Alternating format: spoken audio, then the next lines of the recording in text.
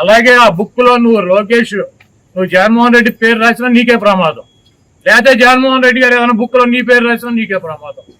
కాబట్టి జగన్మోహన్ రెడ్డి గారిని తక్కువ చేసో, జగన్మోహన్ రెడ్డి గారిని భయపెట్టో, జగన్మోహన్ రెడ్డి గారిని నైతికంగానో లేకపోతే అబద్ధాలు చెప్పో దెబ్బతీయాలన్నటువంటి మీ కుట్రలు శాశ్వతంగా ఫలించో. ఏదైనా ఒక ఎన్నికల్లో ఫలిస్తాయి.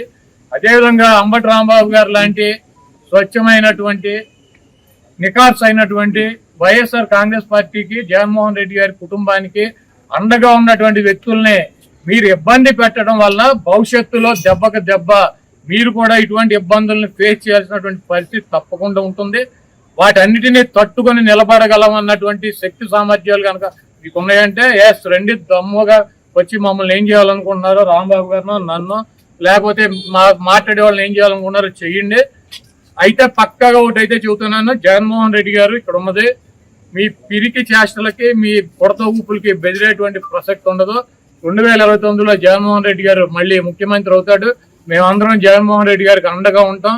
మీరు ఎన్ని ఇబ్బందులు పెట్టినా, మీరు ఆఖరికి జైల్లో పెట్టినా, మమ్మల్ని ఏం చేసినా కూడా మేమైతే వెనక్కి తగ్గేటువంటి పరిస్థితి లేదు. జగన్మోహన్ రెడ్డి గారు ఇచ్చినటువంటి ప్రతి పిలుపుకి స్పందిస్తాం. ఆయన చెప్పినటువంటి ప్రతి కార్యక్రమానికి మేము ముందుంటాం. ఇటువంటి పిచ్చి చేష్టలు మానేసి వైఎస్ఆర్ కాంగ్రెస్ పార్టీకి ఏమీ కాదు, మేము కూడా వెనక్కి తగ్గేటువంటి పరిస్థితి ఉండదు. మిమ్మల్ని ప్రజల్లో ఎండగట్టడం ఖాయం.